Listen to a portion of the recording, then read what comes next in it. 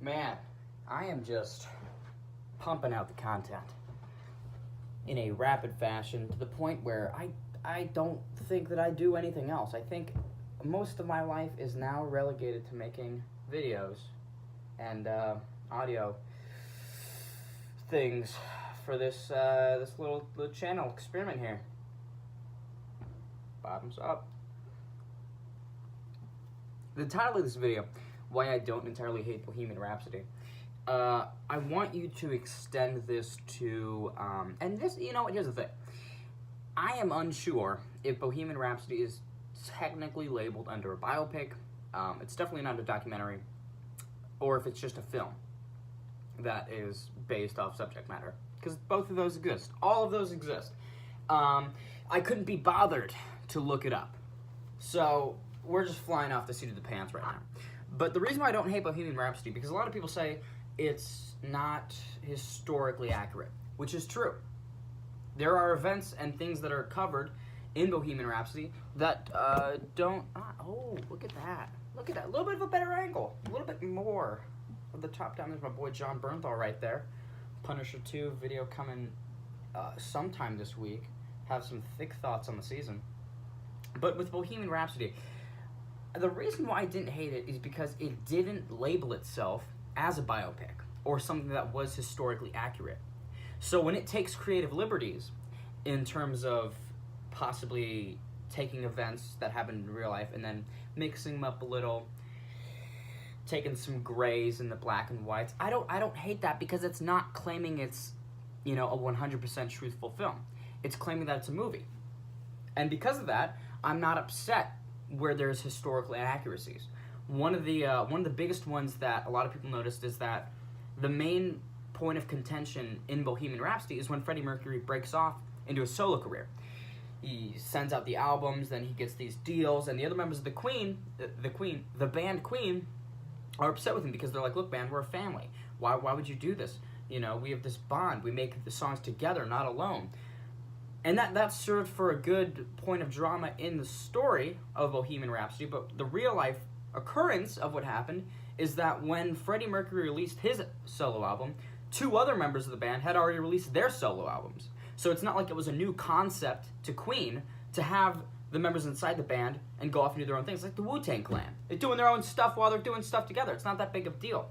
But Bohemian Rhapsody sort of twists the historical events and makes it to where it was a big point that served to progress the story forward and further develop Rami Malek. You know, and so that's sort of why I don't entirely hate Bohemian Rhapsody. Oh, this is gonna be a short one. I can usually bust these out to like 12 minutes long, but I don't think I'll crack 10. And this is seen with a lot of films that cover historical events. They'll take liberties, and I don't think that you need to hold them to exactly what happened. You can't put the noose around their neck of what exactly happened and tighten it every time that there's something that's a little bit different. That's not fair, because the point of movies is to take reality and distort it just a little bit. Keep it relatable, but also tell an original story. And while the story of Freddie Mercury and Queen is very well documented, I think that Bohemian Rhapsody did a very interesting take on it and told it in a very quick little 2.5 hour segment, to where you got the beginning, you got the middle, and you got close to the end. I mean, you do get the end with Freddie settling down with the security dude. Again, here's the thing.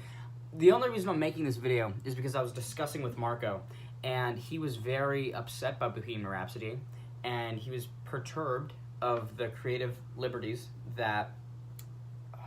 who made Bohemian Rhapsody? Fox, I think it's 20th Century Fox, that they took. But I wasn't, because I understand that it's not labeling itself as a historically accurate project. It's a movie. And so with that, I'm not upset that it deviates from the historical accuracy trail every once in a while. And this is sort of seen in a lot of films that people don't recognize. One that I just thought of, Saving Private Ryan, one of the greatest war movies of all time. The opening D-Day scene is not accurate at all. It's not. I've been to Omaha Beach, thankfully. I've had the experience to go there. And if you go to Omaha Beach, or even if you Google pictures of it, you'll see that it is not the huge cliff. It's more of just a run of beach that slowly leads into a small hill, which is where the machine gun nests were. So it's not like this huge sheer wall with a giant encampment up top. It was a very, very conservative little outpost for the Germans. Now, the one that resembled Omaha Beach in Saving Private Ryan the most is Pointe du Hoc, which is a little bit more up the beach, because that's where you have the hills, and that's where you had sort of the, I believe it was the Green Berets that had to scale them with ropes, and I mean, honestly, I don't know why the only reason they did Omaha Beach D-Day was just because of the name alone. I feel like if they told the story of Pointe du Hoc in Saving Private Ryan, it would have been visually a little bit more interesting, but that's what I'm saying. Not to get off topic here, but that's what I'm saying. A movie as esteemed as Saving Private Ryan, and as good as Saving Private Ryan, is taking creative liberties with historical events. But yet nobody seemed to bat an eye with that, you know. But when Bohemian Rhapsody deviates, it's a huge problem. So that's the thing. I think that, and again, Saving Private Ryan it's a movie, as opposed to a historical biopic documentary in that sector of films. Saving Private Ryan's a movie. It's not claiming to be that. And so that's why I'm perfectly okay with it making Omaha Beach much more of a set piece as opposed to what it actually is. However, I do get upset if movies claim to be truthful and claim to be historically accurate, and then it turns out that they sort of fabricated some events for their own gain, possibly to progress their own story, to make what they're doing fit. Whatever the reasons are, if they fabricate anything yet they claim to be truthful, that's where I have a problem. I can't think of an idea or an instance of that off the top of my head, but the second I do, I'll make a blog post about it. Maybe. Probably won't. But those are my quick thoughts why I didn't hate Bohemian Rhapsody. I thought it was a fine movie. If you want me to do more of a review on it, let me know in the comments. Thank you as always for tuning in. Please make sure to check out some of the other videos. I know that there is a considerable amount of my content that was copyrighted and removed.